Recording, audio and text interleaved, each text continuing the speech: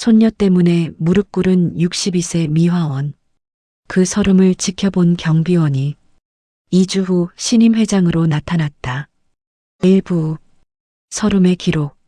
새벽 5시 알람 소리보다 먼저 눈이 떠집니다. 환갑이 훌쩍 넘은 나이에도 몸은 출근 시간을 기억하고 있습니다. 낡은 이불을 살며시 걷어냅니다. 옆에서 자고 있는 손녀딸 공주가 깰까봐 숨소리조차 조심스럽습니다. 작은 손으로 제 손을 꼭 쥐고 자는 모습이 참 예쁩니다. 하지만 손녀의 이마에 손을 갖다 대는 순간 웃음이 사라집니다. 뜨겁습니다. 손녀의 베개맛 탁자 위 투명한 약통이 놓여 있습니다. 들어보니 덜그럭 소리가 약합니다. 뚜껑을 열어 세어봅니다. 하나, 둘, 셋. 이틀치밖에 남지 않았습니다. 부엌으로 나와 냉장고 문 손잡이에 자석으로 붙여둔 메모지를 봅니다. 이번 달 남은 것 4만 원. 4만 원. 손녀 약 한 통이 6만 원입니다. 월급날까지 열흘인데 어떻게 버티지? 낡은 작업복을 입습니다. 거울에 비친 제 얼굴은 어제보다 더 늙어 보입니다. 현관문을 나서기 전 손녀 방문을 살짝 엽니다. 공주가 뒤척입니다. 할미, 오늘은 약 안 먹어도 돼? 가슴이 철렁 내려앉습니다. 5살짜리가 약 먹는 게 얼마나 힘들면 잠꼬대까지 이러는 걸까요? 저는 조용히 문을 닫고 어두운 골목을 걸어 나갑니다. 새벽 공기가 뼛속까지 시립니다. 하지만 저는 압니다. 제가 이 추위를 견디지 못하면 손녀의 열은 아무도 식혀주지 못한다는 것을 말입니다.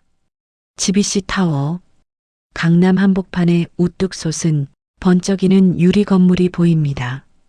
사람들은 저기 보며 감탄하지만 저에게 저곳은 감옥입니다. 하지만 저는 웃어야 합니다. 직원 출입구 철문을 밀고 들어갑니다. 새로운 하루가 시작되었습니다. GBC 타워 지하 탈의실, 낡은 사물함 문을 엽니다. 안에는 걸레 냄새가 밴 작업복과 구멍난 고무장갑이 걸려 있습니다. 지금 출근한 동료가 저에게 인사를 합니다. 어머, 언니? 또 제일 먼저야? 순자야, 일찍 왔네. 잠은 잘 잤어?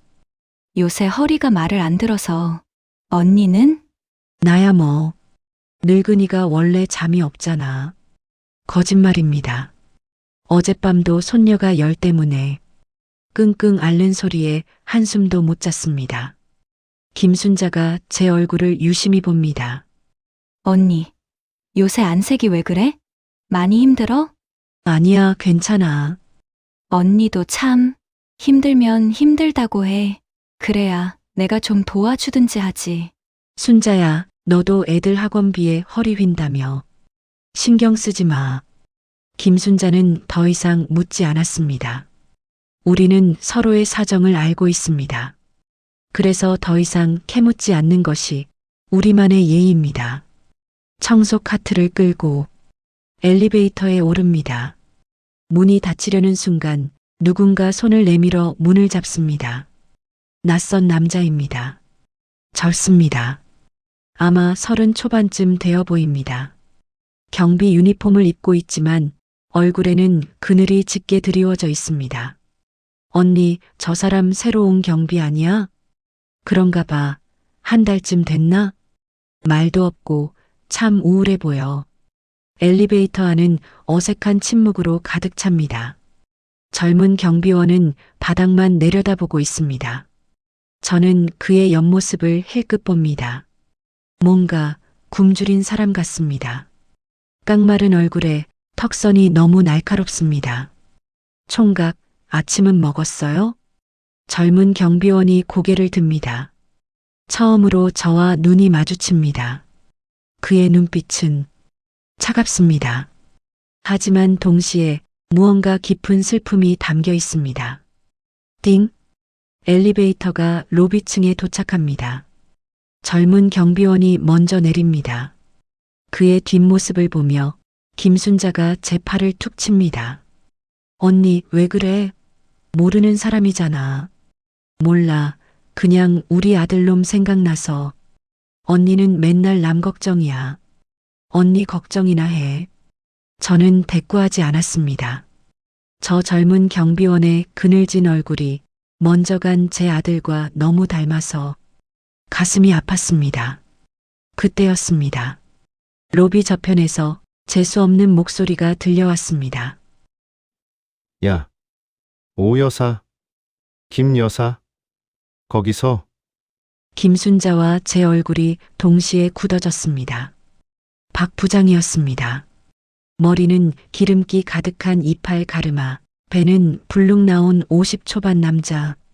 한 달 전 GBC 타워 시설관리팀 부장으로 부임한 이후로 저희 미화원들의 일상은 지옥이 되었습니다. 그가 씩씩거리며 다가옵니다. 너희 둘, 어제 VIP 층 복도 청소 제대로 안 했지? 죄송합니다. 다시 닦겠습니다. 다시 닦긴. 아예 광이 하나도 안 나. 이게 뭐야? 10년 넘게 일했다며? 10년 동안 뭘 배운 거야? 옆에 있던 김순자가 참지 못하고 끼어듭니다. 부장님, 저희가 어제 밤늦게까지 3번이나 닦았는데요. 뭐? 지금 말대꾸해? 김 여사, 나이 먹고 버릇없이 굴고 싶어? 제가 재빨리 김순자의 팔을 잡았습니다. 부장님, 저희가 잘못했습니다. 오늘 다시 깨끗하게 닦겠습니다. 그래야지. 오 여사, 김 여사는 오 여사한테 배워. 나이 처먹고 왜 그렇게 싹수가 없어? 박 부장이 김순자의 어깨를 일부러 세게 치고 지나갑니다. 김순자가 그 자리에서 주먹을 부들부들 떨고 있습니다. 저 개자식이. 순자야, 참아야 해. 언니, 언제까지 참을 건데? 김순자는 제 손을 뿌리치려 했지만 제 얼굴을 보고는 결국 한숨을 쉬었습니다. 언니는 왜 그렇게 자존심이 없어? 자존심? 그 단어가 가슴에 박힙니다. 모르는 게 아닙니다. 제가 비굴하다는 것을 제 자신이 제일 잘 압니다. 하지만 순자야, 나는 자존심으로 우리 손녀 약을 살 수 없어. 김순자는 더 이상 아무 말도 하지 못했습니다. 그저 제 어깨를 두드려주고는 카트를 끌고 떠났습니다. 저는 그 자리에 혼자 남아 한참을 서 있었습니다. 로비 저편 투명한 유리창 너머로 GBC 타워를 드나드는 사람들이 보입니다. 번쩍이는 정장을 입고 환하게 웃으며 커피를 들고 다니는 사람들. 그들에게 이곳은 꿈을 펼치는 무대입니다. 하지만 저에게 이곳은 감옥이었습니다. 고층 VIP 라운지, 회장님이나 외부의 귀한 손님들만 이용하는 곳입니다. 그래서 저는 이곳을 청소할 때면 더욱더 신경을 곤두세웁니다. 작은 먼지 하나, 작은 얼룩 하나도 용납되지 않습니다. 아무도 없는 라운지는 숨소리조차 크게 들릴 만큼 고요했습니다. 고급 가죽 소파의 푹신한 쿠션을 하나하나 드러내 먼지를 털고 무거운 소파를 살짝 밀어 그 밑을 닦아내려 할 때였습니다. 소파 다리 안쪽 가장 어두운 구석에 무언가 번쩍하는 것이 보였습니다. 손을 뻗어 조심스럽게 꺼내 보았습니다.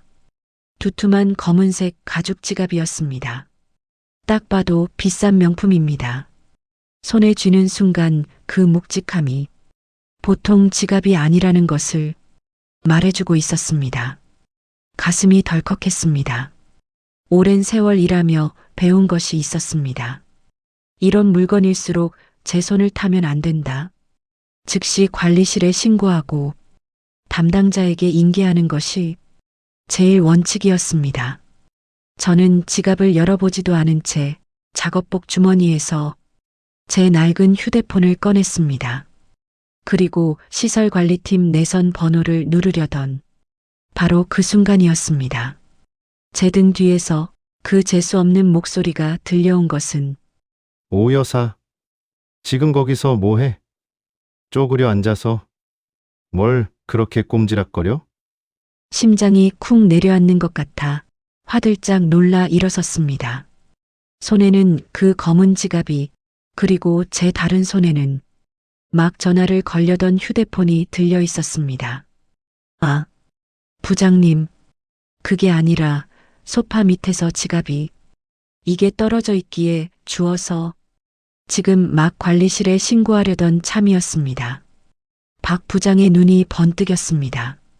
그는 뱀처럼 스르르 제게 다가오더니 제가 채 말을 끝내기도 전에 제 손에서 지갑을 낚아챘습니다. 신고? 웃기시네. 내가 다 봤어. 소파 밑 어두운 구석에 숨어서 돈 빼내려던 거지. 이 도둑 고양이 같은. 부장님, 무슨 말씀을 그렇게 하십니까? 아닙니다. 맹세코 아닙니다. 머리가 하얗게 변했습니다. 손이 덜덜 떨려왔습니다. 60평생 처음 들어보는 도둑이라는 말. 그 끔찍한 말이 제 귀에 칼처럼 박혔습니다. 아니긴 뭐가 아니야? 손에 쥔 휴대폰은 뭐야? 훔친 돈으로 손녀딸 장난감 사주려고 인터넷 쇼핑이라도 했어? 그는 일부러 라운지 전체에 울리도록 큰 소리로 저를 몰아세웠습니다. 수치심에 얼굴이 불타는 것 같았습니다. 다른 건 다 참아도 제 손녀딸을 입에 올리는 것은 참을 수가 없었습니다. 부장님, 제발 말 함부로 하지 마십시오. 저는 정말 그런 사람 아닙니다. 오랜 세월 여기서 일했습니다. 시끄러. 오래 일했으니까 더 잘 알겠네. CCTV 없는 사각지대를 더 잘 알겠어. 당장 경찰 부르기 전에 바른 대로 말 안 해. 경찰이라는 말에 다리가 후들거렸습니다. 해고라는 두 글자가 망치처럼 제 머리를 내리쳤습니다. 안 돼. 해고는 안 돼. 우리 공주 약값은 우리 공주. 저는 저도 모르게 박 부장의 바짓가랑이라도 붙잡을 것처럼 무릎을 꿇으려 했습니다. 제 자존심보다 오랜 세월의 성실함보다 공주의 약값이 더 절박했습니다. 부장님, 제발 믿어주십시오. 저는 정말 바로 그때였습니다. 라운지 입구에서 얼음장처럼 차가운 목소리가 들려왔습니다. 잠깐만요. 부장님, 박 부장과 저의 시선이 동시에 입구로 향했습니다. 로비 순찰을 돌아야 할 그 젊은 경비원이 어째서인지 VIP 라운지 입구에 굳은 얼굴로 서 있었습니다. 박 부장의 얼굴이 일그러졌습니다. 뭐야? 신입 나부랭이가 여긴 왜 기어 올라와? 여기가 내 순찰 구역이야? 썩 안 꺼져? 부장님, 제가 봤습니다. 뭘 봐? 내가 뭘 봤는데? 강지우는 박 부장의 고함에도 눈 하나 깜짝하지 않았습니다. 그는 저를 한 번, 그리고 박 부장을 똑바로 쳐다보며 말했습니다. 그 목소리는 낮았지만 라운지 전체를 울릴 만큼 단단했습니다. 오 여사님이 저 소파 밑에서 지갑 줍는 거 제가 입구에서부터 전부 봤습니다. 순간 정적이 흘렀습니다. 그리고 오 여사님은 지갑을 줍자마자 먼지를 털고 바로 주머니에서 휴대폰을 꺼내셨습니다. 아마도 관리실에 전화를 하시려던 것 같습니다. 도둑이라면 그렇게 행동하지 않았을 겁니다. 저는 그만 그 자리에 주저앉아 버렸습니다. 제가 하려던 행동을 저 경비 총각이 저 멀리서 다 보고 있었던 겁니다. 박 부장의 얼굴이 새빨갛게 달아올랐다가 하얗게 질리기를 반복했습니다. 이것들이 아주 쌍으로 놀고 자빠졌네. 그는 더 이상 절도라는 말은 꺼내지 못했습니다. 대신 저를 잡아먹을 듯이 노려보며 씩씩거렸습니다. 흥. 재수가 좋았구만. 즉, 일단 지갑 미리 내놔. 분실물 센터는 내가 직접 갖다 줄 테니. 박 부장은 제 손에 들린 지갑을 거칠게 빼앗아 들고는 강지훈의 어깨를 일부러 세게 치고 지나가며 라운지를 나가버렸습니다. 문이 닫히기 직전 그가 저와 강지훈을 돌아보던 그 눈빛, 그것은 단순한 분노가 아니었습니다. 맹독을 품은 뱀의 눈빛이었습니다. 저는 한참 동안 바닥에 주저앉아 일어나지 못했습니다. 다리에 힘이 풀려버렸습니다. 강지훈이 조용히 제게 다가와 손을 내밀었습니다. 괜찮으십니까, 여사님? 일어나십시오. 고마워. 정말 고마워. 총각 아니었으면 나 정말. 아닙니다. 당연한 일을 한 겁니다. 아이고. 이제 어쩌나. 저 인간이 이제 총각까지 미워하면 어쩌지. 나 때문에 젊은 사람이. 강지훈은 아무 말도 하지 않았습니다. 다만 그늘져 있던 그의 눈빛이 그날따라 유독 차갑고 깊게 빛나고 있었습니다. 그날 저는 억울한 누명은 벗었지만 그보다 훨씬 더 무서운 것을 얻었습니다. 바로 박 부장의 지독한 원한이었습니다. 저는 그날부터 박 부장의 눈에 경비총각과 한패가 되어 자신에게 반기를 든 싹수 없는 사람으로 단단히 찍혀버렸습니다. 그리고 그 지옥 같은 보복이 바로 다음 날부터 시작될 줄은 그때는 정말 꿈에도 몰랐습니다. 지갑 사건이 있은 다음 날, 저는 평소보다 1시간 이른 새벽에 출근길에 나섰습니다. 밤새 한숨도 자지 못했습니다. 박 부장이 저와 강지훈을 쏘아보던 그 뱀 같은 눈빛, 그 눈빛이 이불 속까지 저를 쫓아왔기 때문입니다. GBC 타워 로비에 들어서는 발걸음이 천근만근 무거웠습니다.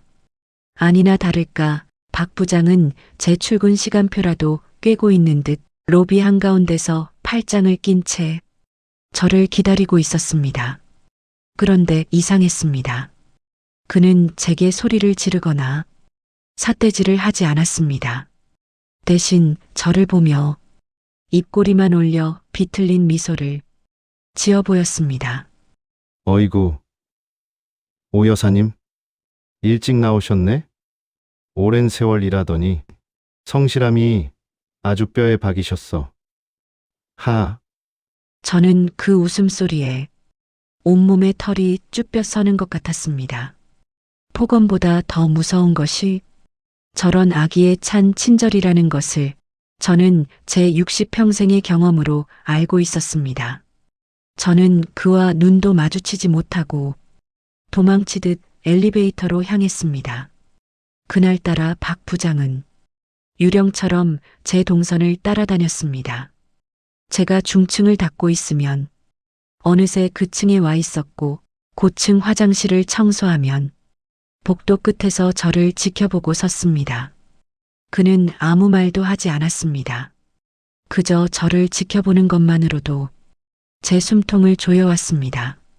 저는 그가 무서워 일부러 그가 없는 층만 골라다녔습니다. 마침내 한 층 아래 직원 휴게실 청소를 시작했을 때 제 작업복에 달린 무전기가 치지직거리며 울렸습니다. 오 여사. 오 여사. 당장 고층 VIP 화장실로 튀어와.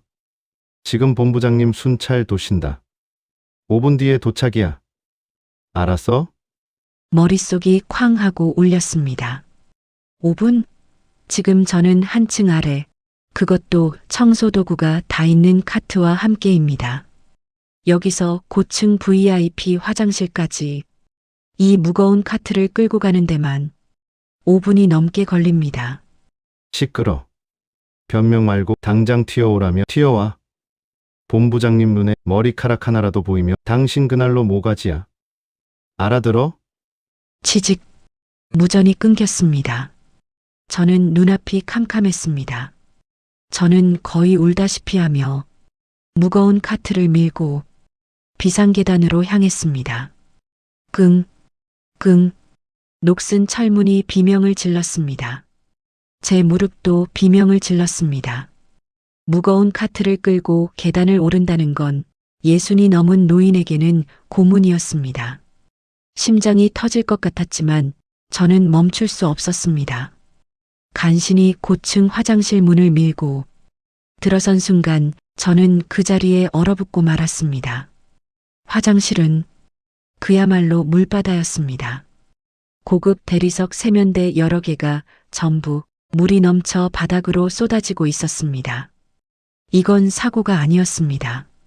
누군가 고의로 모든 배수구를 두꺼운 종이 타월로 꽉꽉 틀어막아 놓은 것이었습니다. 그리고 저 멀리 박 부장이 이 모든 광경을 지켜보며 서 있었습니다. 그가 저를 보고 비웃었습니다. 오 여사, 시간 별로 없는데 본부장님 곧 오시는데 이거 어쩐다? VIP 화장실을 이따위로 관리해? 부장님, 이건 부장님이 뭐? 내가 뭘? 청소 똑바로 안 해서 세면대 막힌 걸 누굴 탓해? 늙었으면 은퇴를 해야지. 피가 거꾸로 솟았습니다. 하지만 지금은 따질 시간이 없었습니다. 저는 신발이 젖는 것도 아랑곳하지 않고 물바다 속으로 뛰어들었습니다. 그리고 첫 번째 세면대에 손을 쑤셔 넣었습니다. 얼음장 같은 물속에서 젖어 떡이 된 종이 뭉치를 미친 듯이 끄집어냈습니다. 콸콸콸. 드디어 하나가 뚫렸습니다. 어이구, 용수시네. 시간 별로 없다. 본부장님, 지금 한층 아래 지나셨대? 심장이 발밑까지 떨어지는 것 같았습니다. 두 번째 세면대로 달려들었습니다. 손톱이 부러지는 것 같았지만 멈출 수가 없었습니다. 땀이 뒤범벅이 되어 바닥에 고인 더러운 물 위로 떨어졌습니다. 두 번째 배수구를 뚫어낸 바로 그 순간이었습니다. 딩동. 고층 복도에서 VIP 전용 엘리베이터가 도착하는 소리가 울렸습니다. 모든 것이 끝났습니다. 저는 젖은 손을 늘어뜨린 채 그 자리에 망연자실하게 서 있었습니다. 아직 세면대 여러 개가 넘치고 있었고 바닥은 물바다였습니다. 박 부장은 승자의 미소를 지으며 화장실 문을 쳐다봤습니다. 이제 본부장님이 이 문을 열고 들어오시기만 하면 저는 끝이었습니다. 그런데 이상했습니다. 갑자기 경고음 소리가 들렸습니다. 뭐야? 무슨 소리야? 그때였습니다. 문 밖 복도에서 희미하게 목소리가 들려왔습니다. 강지훈의 목소리였습니다. 본부장님 죄송합니다. VIP 엘리베이터 센서가 갑자기 오류가 났습니다. 문이 안 닫힙니다. 뭐야? 하필 지금 나 바쁜 사람이야. 빨리 고쳐. 제가 지금 바로 기술팀 부르겠습니다. 본부장님이 화가 나 발을 구르며 멀어져 가는 소리가 들렸습니다. 박 부장의 얼굴이 보라색으로 변했습니다. 그는 이 모든 상황을 알아챈 듯 주먹을 부들부들 떨었습니다. 강지훈이 저를 위해 본부장님을 상대로 시간을 벌어준 것이라 오해하는 눈빛이었습니다. 박 부장은 저를 잡아먹을 듯이 노려보더니 제 어깨를 치고 화장실을 나가버렸습니다. 저는 그가 사라진 뒤에도 한참을 그 자리에 서 있었습니다. 저는 다시 정신을 차렸습니다. 그가 벌어준 시간이었습니다. 저는 미친 듯이 남은 세면대를 뚫고 바닥의 물기를 닦아내기 시작했습니다. 그날 늦은 오후, 저는 로비 구석 벤치에 앉아 젖어버린 작업복을 말리고 있었습니다. 온몸이 쑤셨습니다. 허리는 펴지지 않았고 손톱 밑은 피가 배어 있었습니다. 그때 옆에 누군가 털썩 앉았습니다. 김순자였습니다. 언니, 오늘 고층에서 무슨 일 있었어? 아무것도 아니야. 아무것도 아니긴. 손 좀 봐. 피 나잖아. 김순자가 제 손을 잡았습니다. 그리고는 한참을 말없이 제 손을 바라보더니 작은 목소리로 말했습니다. 언니, 나 그만둘까봐. 뭐, 순자야, 무슨 소리야? 나 오늘 박 부장한테 대들었어. 순자야, 언니, 나 참을 수가 없더라. 저 인간이 언니한테 하는 짓 보니까 내가 언니라도 지켜야 할 것 같아서. 제 가슴이 철렁 내려앉았습니다. 그래서 어떻게 됐어? 계약 해지래. 다음 주까지만 나오래. 순자야. 김순자는 쓴웃음을 지었습니다. 괜찮아. 나 원래 이런 거 참는 성격 아니잖아. 차라리 후련해. 내 애들 학원비는, 내 허리 치료비는 어떻게든 되겠지 뭐. 걱정하지 마. 언니가 걱정이야. 나는 괜찮아. 아니야. 안 괜찮아. 언니는 왜 그렇게까지 참아? 공주 약값 때문이야? 저는 대답하지 못했습니다. 김순자는 제 손을 꽉 쥐었습니다. 언니, 내가 도움이 되지 못해. 미안해. 그런 소리 하지 마. 나 때문에 내가. 아니야. 언니 때문이 아니야. 저 인간이 나쁜 거지. 언니, 제발, 너무 참지 마. 사람이 어떻게 그렇게까지 굽실거리며 살아? 김순자의 눈에서 눈물이 흘러내렸습니다. 저도 울었습니다. 우리는 그날 저녁 텅 빈 로비 구석에서 한참을 붙잡고 울었습니다. 다음 날부터 김순자는 나오지 않았습니다. 마지막 날까지도 출근하지 않고 그냥 사라졌습니다. 나중에 들으니 짐은 택배로 받았다고 했습니다. 저는 김순자가 마지막까지 이곳에 오지 않은 이유를 알 것 같았습니다. 박 부장을 보면 참지 못하고 달려들 것 같아서였겠지요. 그리고 저는 그날 이후로 깨달았습니다. 저처럼 참는 사람만 남고 김순자처럼 저항하는 사람은 모두 떠난다는 것을 말입니다. GBC 타워는 비겁한 사람들만 살아남는 곳이었습니다. 그리고 저는 그 비겁한 사람 중 하나였습니다. 화장실 함정에서 살아남은 대가는 혹독했습니다. 그날 이후 박 부장의 갑질은 더욱 노골적으로 변했습니다. 그리고 가장 춥고 가장 치욕적인 그날이 왔습니다. 밖은 영하의 날씨였습니다. 서울 기온이 뼛속까지 시릴 정도로 떨어졌고 살을 애는 칼바람에 눈발까지 흩날렸습니다. VIP 라운지를 겨우 닦아내고 잠시 허리를 펴는데 어김없이 무전기가 울렸습니다. 오 여사.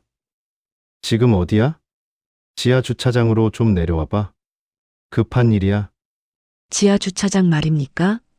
거긴 제 구역이 아닌데. 또 말대꾸야? 급한 일이라고 했지. 빨리 안 뛰어오면 어떻게 되는지 지난번에 겪어봐서 알 텐데. 치직. 무전이 끊겼습니다. 저는 청소 카트를 밀 새도 없이 걸레만 손에 쥔 채 엘리베이터로 달려갔습니다. 이번엔 또 무슨 짓을 하려고. 지하 주차장, 임원 전용 구역은 한산했지만 그만큼 공기가 얼음장 같았습니다. 박 부장이 저 멀리서 손짓했습니다. 그의 옆에는 번쩍이는 검은색 외제차가 서 있었습니다.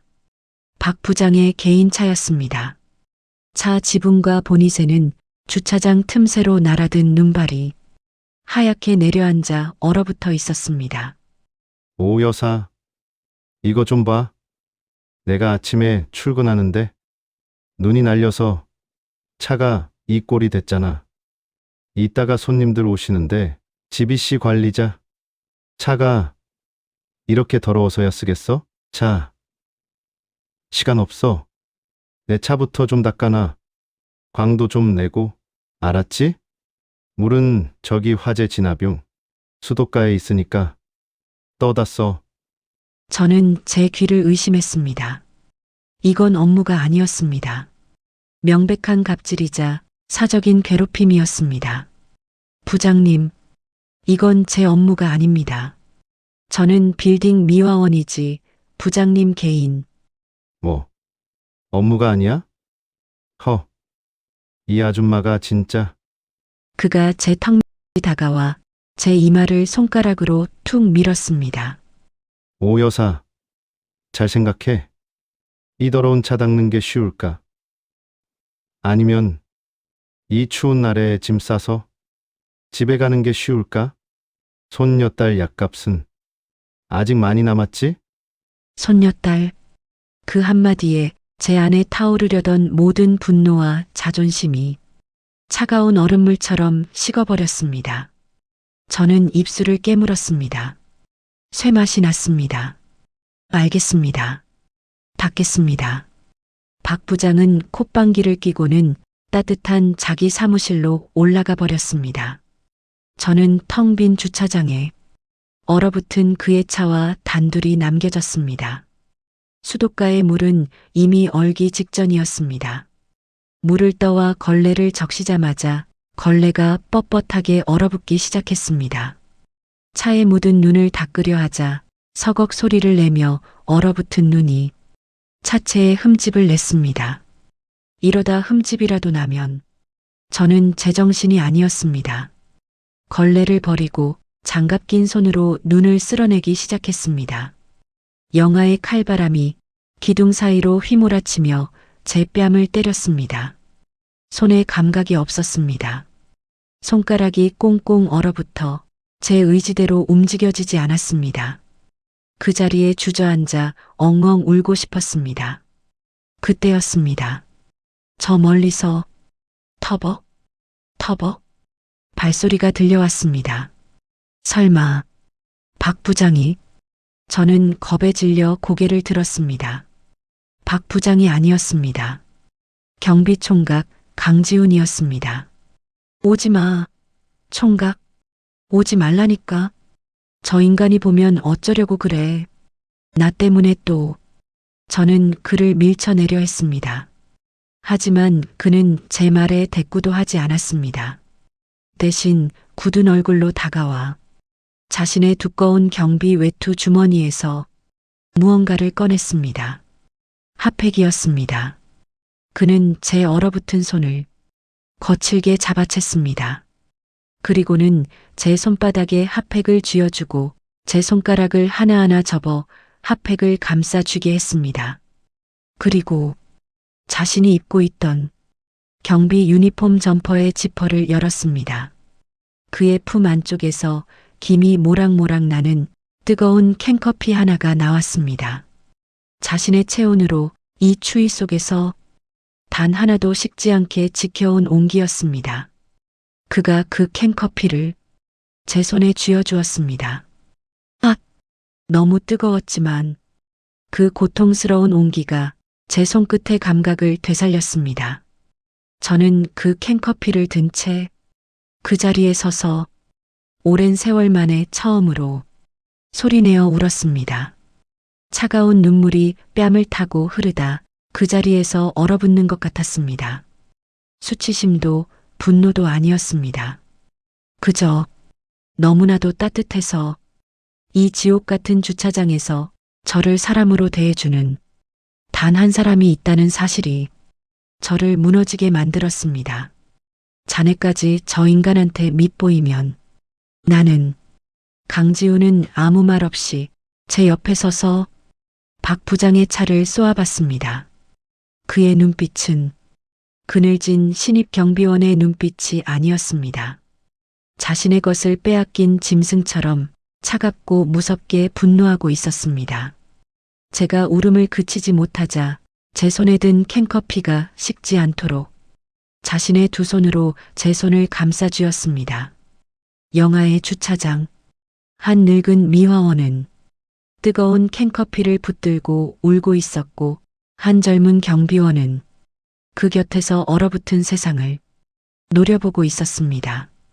그날 이후 저는 더욱 강지훈을 피하기 시작했습니다. 총각이 순자처럼 될까봐 겁이 났습니다. 그날 밤 집에 돌아오니 공주가 소파에 누워 있었습니다. 이웃집 아주머니가 봐주고 계셨습니다. 오늘 공주가 좀 안 좋아 보여요. 열이 많이 나는 것 같던데. 네, 공주가? 저는 황급히 공주에게 달려갔습니다. 공주의 이마에 손을 대는 순간 심장이 멎는 것 같았습니다. 뜨겁습니다. 아침보다 훨씬 더 뜨거웠습니다. 공주야, 공주야, 할미 왔어. 할미, 나 추워. 공주는 이불을 끌어안고 있었지만 온몸이 부들부들 떨리고 있었습니다. 저는 급히 약통을 열었습니다. 텅 비어 있었습니다. 이웃집 아주머니가 미안한 표정으로 말했습니다. 오후에 제가 마지막 남은 거 먹였어요. 아니에요. 아주머니 잘못이 아니에요. 제가 미리 사뒀어야 하는데. 이웃집 아주머니는 한참을 망설이다가 조심스럽게 말을 꺼냈습니다. 돈이 좀 필요하시면 제가 조금은. 아니에요. 괜찮아요. 제가 알아서 할게요. 저는 너무 세게 대답했습니다. 이웃집 아주머니는 더 이상 말을 잇지 못하고 조용히 나갔습니다.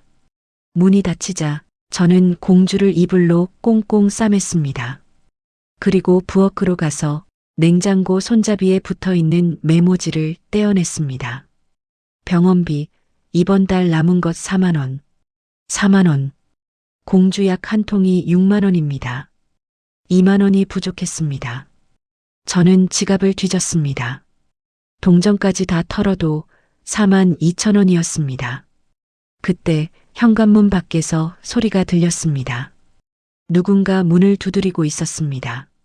문을 열자 이웃집 아주머니였습니다. 그녀의 손에는 봉투 하나가 들려 있었습니다. 많은 돈 아니에요. 3만 원밖에 안 돼요. 그냥 공주 약값이라도. 아주머니, 정말 감사합니다. 이웃집 아주머니는 제 어깨를 토닥이고는 조용히 돌아갔습니다. 저는 그 돈을 들고 밤늦은 시간이었지만 약국으로 뛰어갔습니다. 다행히 심야 약국이 문을 열고 있었습니다. 약을 사고 집으로 돌아와 공주에게 약을 먹였습니다. 할미, 이거 먹으면 나. 그럼 우리 공주 금방 나아. 할미, 고마워. 공주는 약을 먹고 제 품에 안겨 잠들었습니다. 창밖을 바라봤습니다. 저 멀리 GBC 타워의 불빛이 보였습니다. 아주 이쁘고 환하게 반짝이고 있었습니다.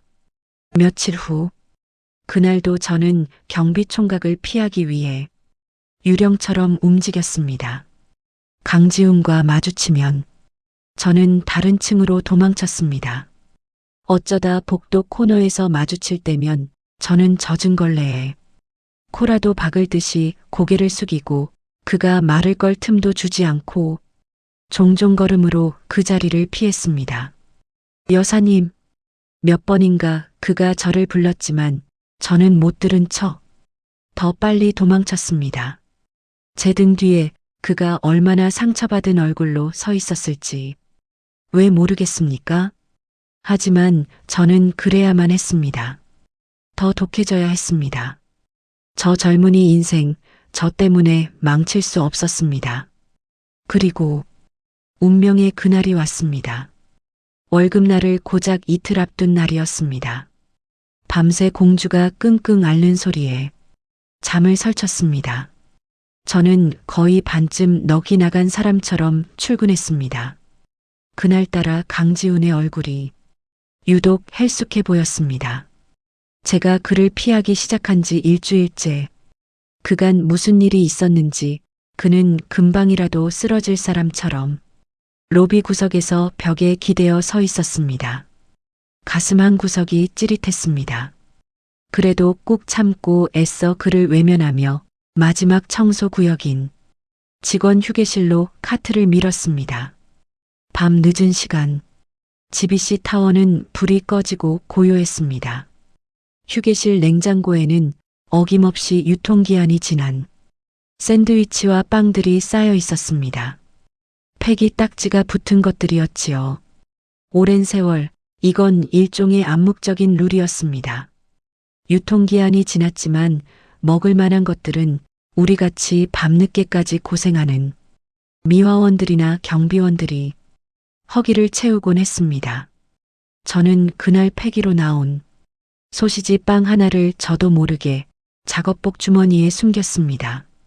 저는 귀신에 홀린 사람처럼 카트를 버려두고 로비로 달려갔습니다. 경비총각은 여전히 그 자리에 벽에 머리를 기댄 채 눈을 감고 있었습니다. 총각, 총각. 그가 힘겹게 눈을 떴습니다. 저를 보자 놀란 기색이 역력했습니다. 제가 그를 피하고 다녔으니까요.